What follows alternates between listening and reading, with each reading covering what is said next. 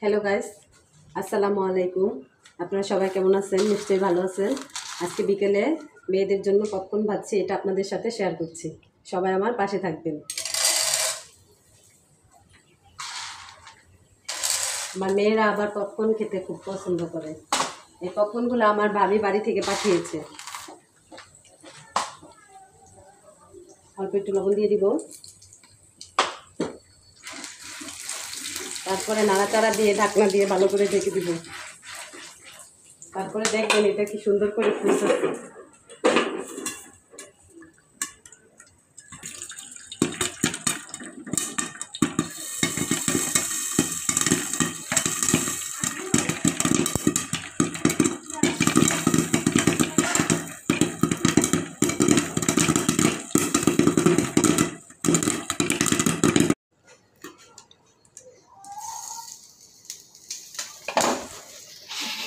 দেখেন পপকর্নগুলো কি সুন্দর হয়ে ফুটে গেছে।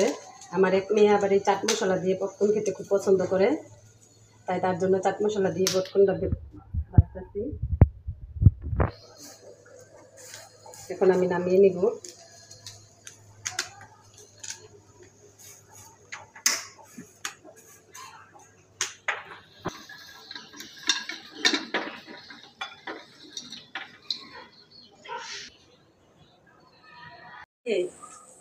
এক মেয়ে ঝাল ঝাল পছন্দ করে, আরেক মেয়ে মিষ্টি মিষ্টি পছন্দ করে।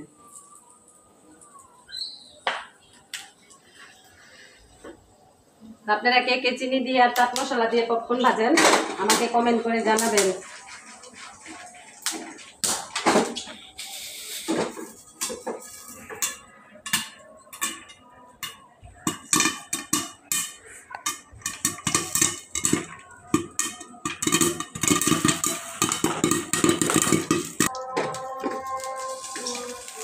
পুড়ে গেছে তো চিনি দিয়ে পপকর্ন,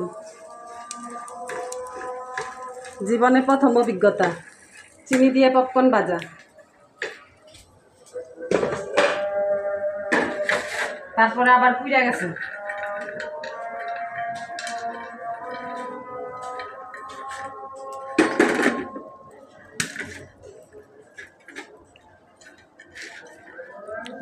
তো আমাদের ভাজা হয়ে গেছে, একটা ঝাল ঝাল পপকর্ন আর একটা চিনি দিয়ে পপকর্ন।